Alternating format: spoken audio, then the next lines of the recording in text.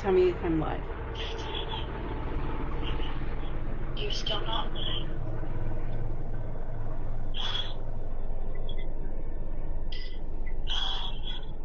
It says I'm live.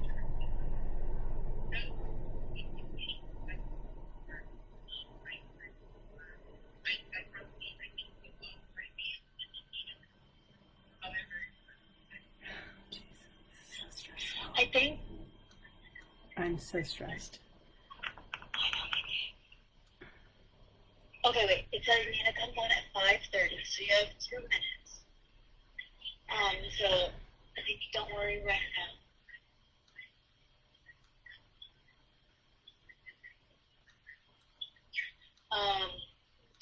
I think maybe we're taking a.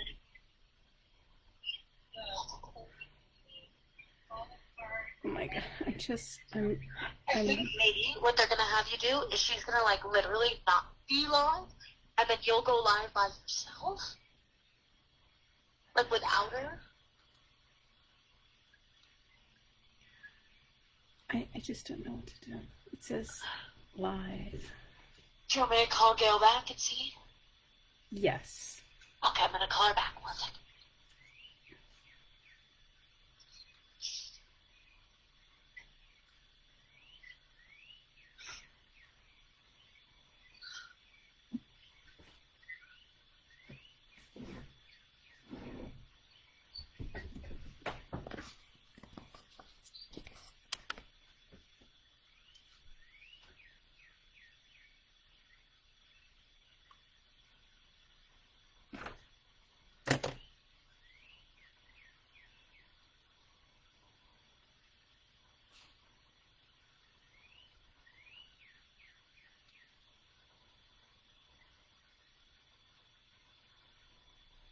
Okay, we're all on the phone again. Okay, hi there. Hi there. So you should be going on almost right now. Suze is logging off. When you go on, she's already introduced you. So you just get on, introduce yourself, talk a little bit about yourself. No, and then I go got that, into your Gail. But I've hit the live button, but nothing's happening. Did you see go live? Yes. And you hit well, that's probably because Suze is on there now. Okay. Let me tell her, stay on the phone. Okay. Okay, let me just say Nina is ready now. Sign off, and she will sign off. Let's see what happens.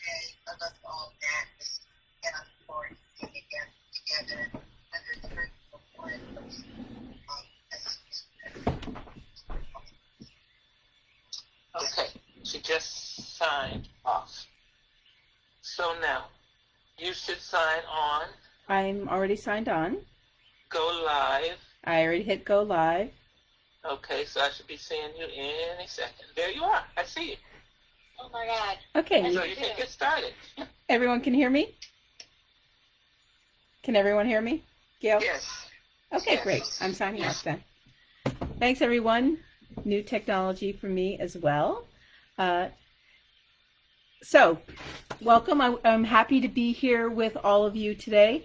And I'm a great also admirer of Susan. And I've just gotten to know Gail too. So I'm Nina Ozlu Tunceli, and I wear 2 hats. I am Chief Counsel of Government and Public Affairs at Americans for the Arts, and I've been there for over 27 years. And Americans for the Arts represents all of the local arts councils and many of the state and regional arts councils and community-based arts organizations across the country. And the Montgomery County Arts Council is an example of that. So together, local arts councils represent about $1 billion of annual funding gotten from the public and earned through private fundraising to be able to re-grant to local arts organizations across the country, including lots and lots of jazz groups and presenting groups that present jazz as well. I also helped to found a political organization and a grassroots organization to complement Americans for the Arts and the professional development work that they do and the leadership and advocacy work that they do. and that's called the Americans for the Arts Action Fund, and I serve as their executive director.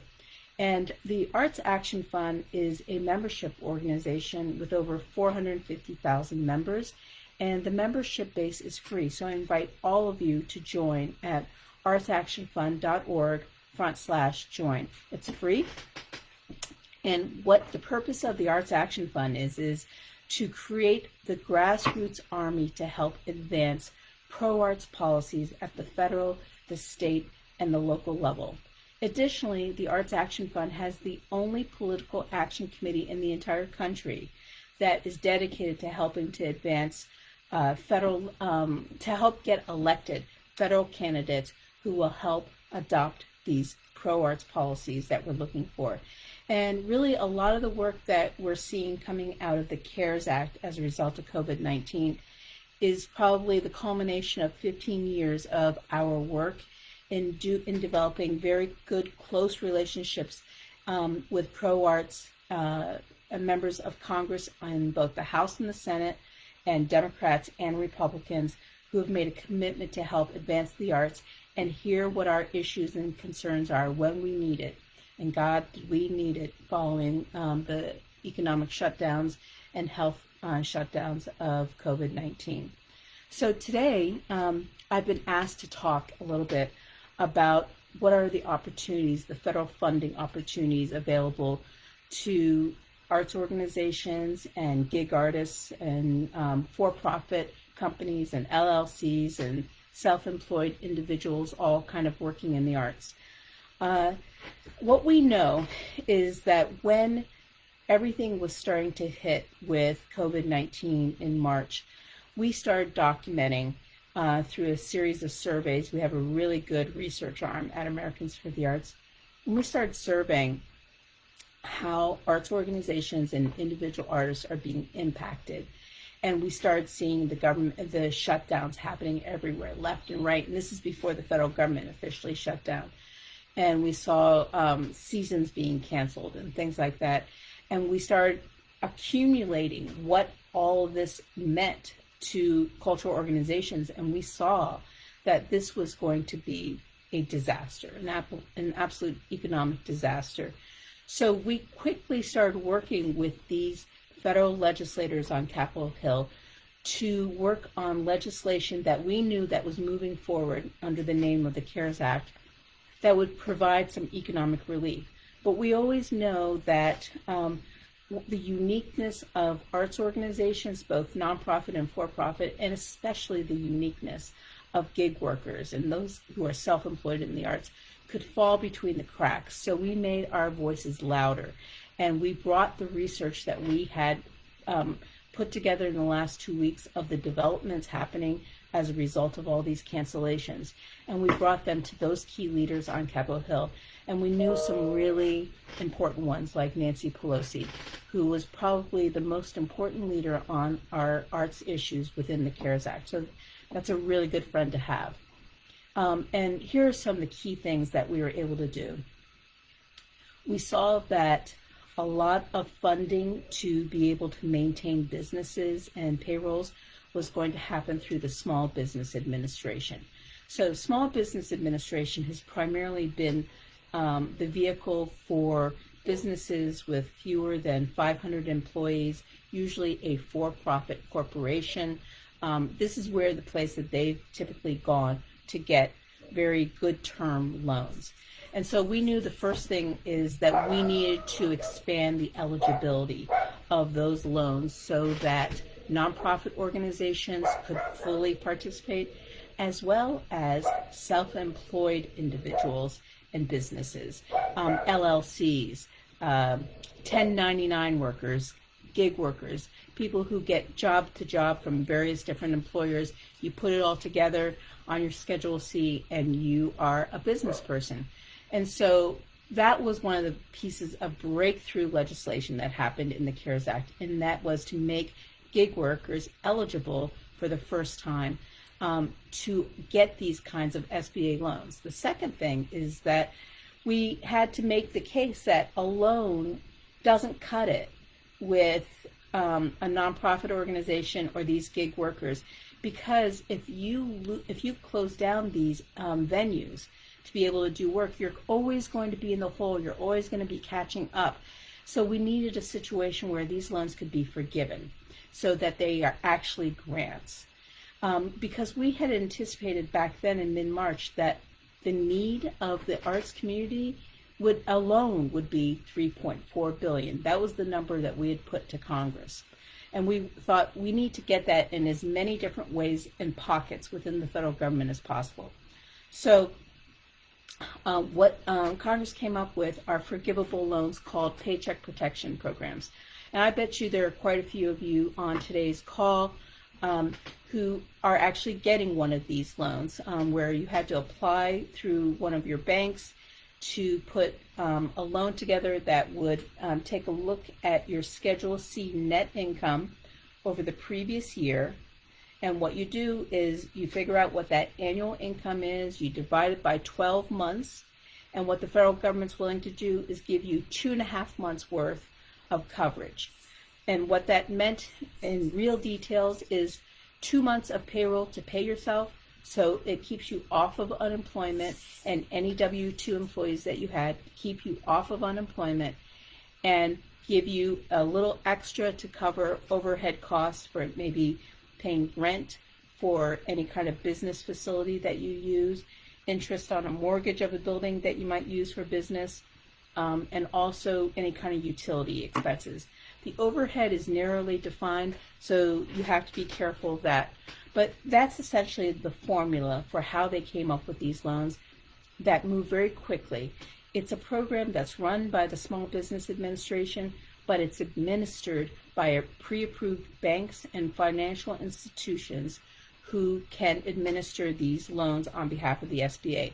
When it first came out, there was a big mad rush on a lot of kind of what seemed to be not small businesses, like burger chains and Ruth's Steak Chris House and things like that, and the LA Lakers. They were applying for these. They all had to return their loans because it was not meant for those kinds of industries. It's really meant for our type of industries, small businesses that are, just making it year to year. And so what happened is the first round of funding that went through a lot of these banks, it got kind of swept up very quickly, but then they replenished those funds with a second round of what's called PPP loans, which are forgivable loans. And so in total, there's about $650 billion that Congress appropriated for this fund, and about $500 billion of it has been accounted for. So there's still $100 billion left over. And here's the key and why it's timely that we're having this discussion. If you're still sitting on the sidelines and thinking, maybe I should apply for this, maybe I shouldn't, maybe I don't want to do the paperwork, I'm not sure what your reason might be, and it might be a very good reason, but I just don't want you to miss the opportunity if you do want to do it. And here's the deal. Your loan has to be approved by June 30th, the end of this month, in order for you to be able to get that money of the $100 billion that's left over. That doesn't mean you're going to get those kind of funds. It's based on that formula I told you, but at least there's not this mad rush to get it because you think the money's running out. Now the mad rush is to get your application in time and get a bank that's willing to administer it properly so that it gets approved within the few days left of June, so that it's approved by June 30th. Now, the banks have a financial interest in wanting to work really hard to get this done. So the key is to work with a bank to put your papers together. So what do you need? You need your 2019 tax return. Possibly they'll rely on your 2018 tax return. But be sure to use one of the returns that shows the best numbers, I would say. You specifically need your Schedule C that has been submitted to your with your your 1040 tax return, and Schedule C is your business income and expenses. You might need some bank statements to prove that you were receiving regular income payments and you're not making up new income numbers out of nowhere. You also might want to, not might, but you will also make sure you need a business checking account. And this becomes important because when you go to accept that loan that you get approved for, it has to go into a business checking account. Some of you might operate as a DBA, doing business as, and you're using your personal checking account and you've added DBA to that. If DBA is listed on the bank statement, it's listed on your checks. Most banks, will accept that as a business checking account on your behalf. I know a lot of independent artists don't like to open up business checking accounts. It usually comes with a lot more fees and administration, but that is something that's required, and hopefully you have a DBA checking account. Even if you're operating just under your name, it needs to be DBA, which means doing business as, because these loans are meant for small businesses. And even if you're operating as a gig worker, that is your business. So that's an important piece to know. And then the application itself is fairly easy. You should be able to do it in a few hours. It's just making sure you get all your paperwork together in time so you can upload it. For the most part, you're going to probably be doing this over the web. There aren't still a lot of banks that are open with branches that you can walk in and do this. But if you do have that, take advantage of it. But I will probably give you a heads up that they're probably going to tell you to go to your website because they are not specialists in the branch on these PPP loans, and they don't know all the rules, and they're going to try to connect you with someone who does. But if you can find a friendly person who can help you, that's great. So you want to get that application submitted, and hopefully you can get it done by Monday even, because it's going to take a little time to get that bank enough time to make sure it asks the right questions and gets your paperwork so you can get it submitted.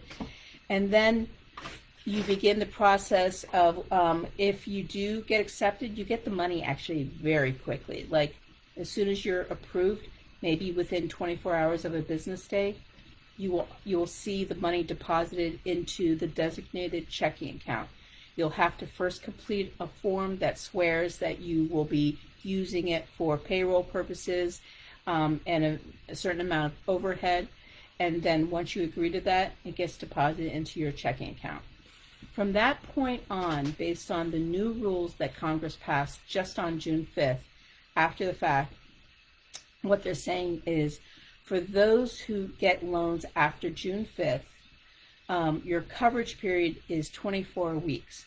Now, for those of you who have already gotten a PPP loan, you have a choice. Your previous rule is that your covered period is 8 weeks, which means you have to use the money up in 8 weeks.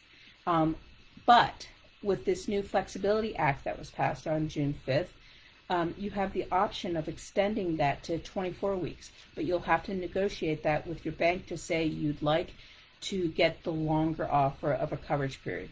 Now, what are the benefits of that?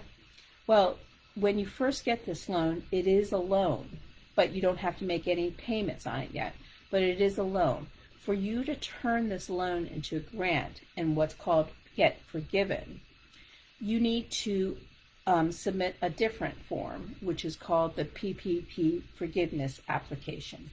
And when you submit that application, what they're looking at is how you use the funds.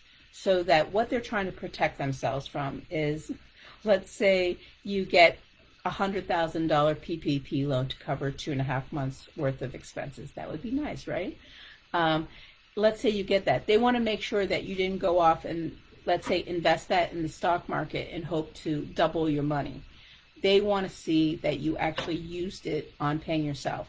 Let's say you are a business of one person, just you and you're a gig worker. So what you want to do is literally pay yourself weekly. I know that sounds odd because usually you've been working off of just profits and whatever is left over at the end of the day.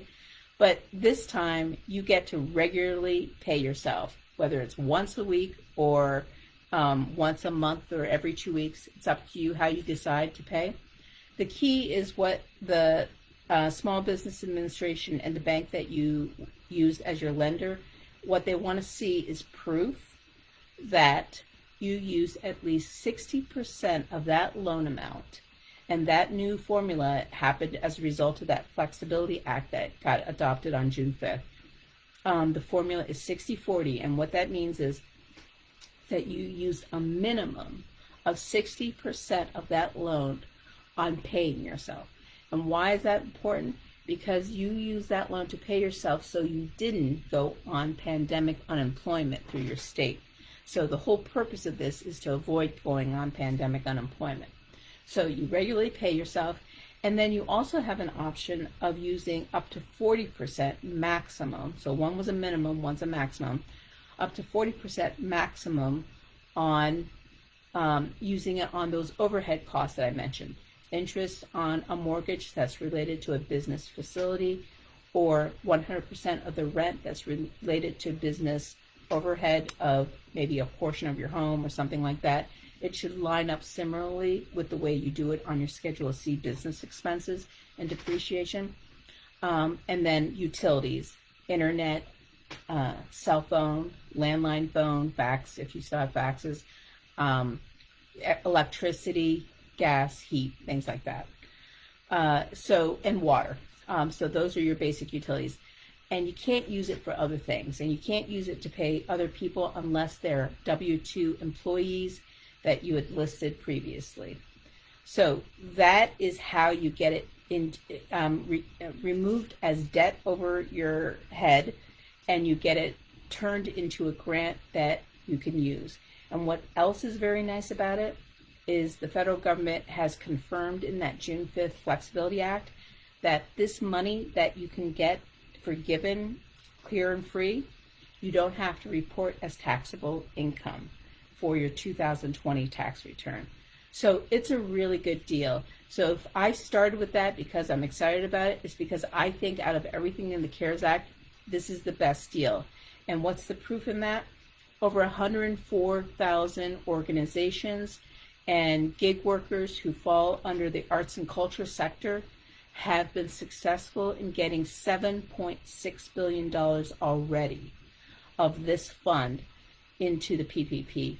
It has become the most popular program of the federal government because you really have a chance to really get real economic relief and support during COVID-19 and the state government and federal government shutdowns. The second best deal that I think that came out of the CARES Act, and this is in addition to another nice piece, was the thing that happened with the IRS sending you a rebate check up to $1,200 per adult based on your income. That was a nice thing, and there's talk in legislation to possibly have a second round of that, but it's not in law yet. It's just kind of like moving through the legislative process, but there is talk about doing that. And if you're married, that would have been two $1,200 checks and $500 per dependent child on your tax return. And you should have all received that. And if you didn't, we need to do a follow-up to see how we can help you get that. And that includes people who are receiving Social Security income. You don't file a tax return, you still get a chance to get that fund. Now, before I move on to another area of the CARES Act that I want to talk about, I want to say that there's a lot of details of what I'm giving you, a lot of technicality, and it might feel a little overwhelming. So I want to give you two resources that can really help you. One is on the artsactionfund.org website. Go to artsactionfund.org/CARES Act table. All one word, CARES Act table. And in there, I go through a very nice explanation of all the opportunities that might be available to you, whether you're a gig worker or you're a nonprofit organization, you're a for-profit commercial arts company, whatever your scenario is. There are all the different opportunities within the CARES Act that you might avail yourself with links to better explain a lot of the things that I'm telling you now verbally that you can see in writing and kind of read on your own to see how it might apply to you. That I highly recommend. And then the second thing is I have office hours on Zoom, and I've been doing it for the last 2.5 months since the CARES Act passed. And I have just recently extended it to July 29th So it's on Mondays, Wednesdays, and Fridays at 11 a.m. Eastern Time. And it's on all of those 3 days a week except for holidays, which we observe Juneteenth, and we also observe the 4th of July on July 3rd for this year. So except for those 2 Fridays, we'll be on. And what you can do is come and ask customized questions to your unique scenario, and I'll help guide you through. I have literally guided through thousands and thousands of individuals and organizations and help them get millions and millions of dollars. And I would love to help all of you on this call as well. The other piece that I'd like to highlight in the CARES Act is the pandemic unemployment compensation. And I'm going to speak mostly to those of you who are gig workers.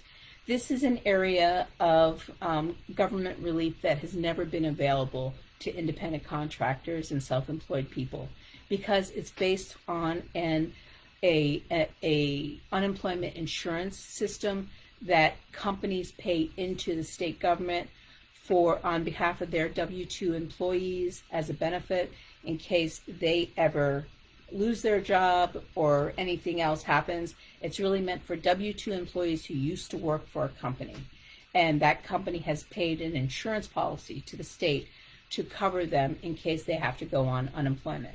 Well, that doesn't really work for the self-employed and independent workers, but it does now under the CARES Act, and just for this limited period of time. The CARES Act, with a lot of lobbying from lots of different organizations, but Americans for the Arts and the Action Fund were right in there to make sure gig artists could be covered.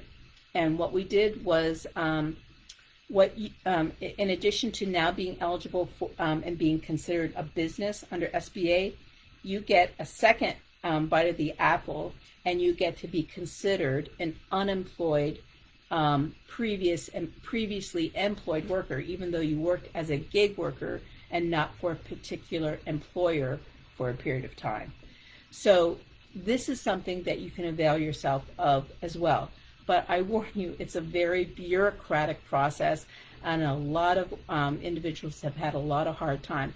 But I am dogged on this issue, and in my office hours, I give a lot of people the tips on how they get into the system and how they make sure they get not only the maximum possibility of funds, but also to get it retroactively back to, say, March 15th. And a lot of people have gotten in one fast infusion thousands of dollars because the retroactive pay has come in. So how's it work? So this happened in a very quick way.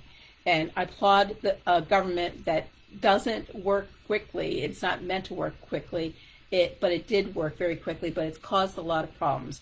And the problems are this. Unemployment is a state-run program, not a federal-run program.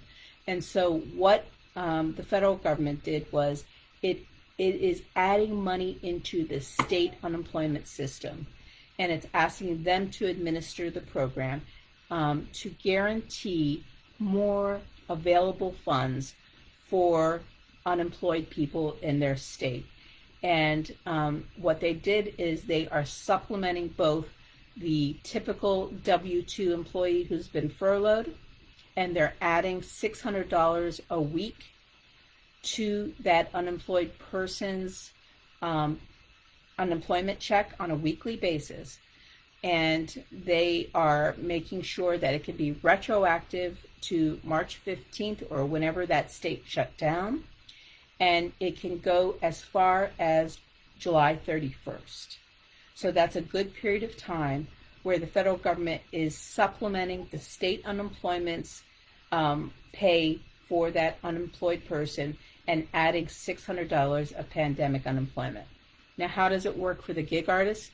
So when you go to apply for state unemployment, they're still using their old forms and website. And they've had to add an additional website. So the way the system works there is you're going to still apply for state unemployment, and you are going to be rejected, and that's a good thing. because you are not going to get caught up in the sludge of that system. And they're going to say you've been rejected because you are not eligible as a self-employed person under traditional unemployment compensation within our state. But we invite you to apply for pandemic unemployment. And there, the pearly gates open, and you will complete a form there where you will use your net Schedule C income and you'll take that annual amount and put it in possibly as a weekly basis or what it was in a previous year. Each state is a little bit different on how they ask these questions. And you will not use your gross income, even though they ask questions like that. As a self-employed gig worker, self-employed person, you want to use your net income off your Schedule C, line 31, and you want to report that. And once you get qualified for that, not only will you get $600 a week from the federal government, but the federal government is also subsidizing the state to make sure you get a state portion of state unemployment. So an example, if you're in New York City, it could be as much as $1,000 a week, between $600 of federal unemployment and about $465 of New York state-based unemployment, depending on your scenario. It really does depend. It could be as much as that. The same thing in California. It's up to almost $1,100 a week. But if you get to other states, I don't know, something like South Dakota, I think it's as low as $78 is the minimum. But you add $600, and that individual gig worker is getting $678. So the base amount at the state level really depends on that state, what minimum wage numbers they have, and what rules they've created for their state unemployment system. The CARES Act can't influence that, but it can say, accept this gig worker into the state system and how they would apply. I'll give you a heads up that one of the biggest problems that has come up in the state in this unemployment and pandemic unemployment stuff for gig workers is that you might be a hybrid worker where you have a little bit of previous W-2 income and you have your gig 1099 work. And that has caused some problems in the system. The key here is please don't give up. If this is the road you want to take to be able to help with your economic relief, don't give up. Enlist your legislators, your federal legislators, your state legislators to assist you in getting through the system, because that's what it's taken for a lot of artists to be able to become eligible. I see I'm right here at the 6 o'clock hour, and I want to see it through the chat room if there are any questions. Otherwise, let's see, there are. Would an independent artist who has an LLC and pays themselves a salary be eligible for a PPP loan? The answer is yes. Let's see what else. I see someone's posted the CARES Act table in the office hours. So I don't see any other questions. So I encourage you, if you do have questions, please come visit me in office hours. I'll be available next Monday at 11 a.m. Eastern Time. In the meantime, study up on that CARES Act table. And if you're sitting on the sidelines thinking about a PPP, please go do it. Thank you.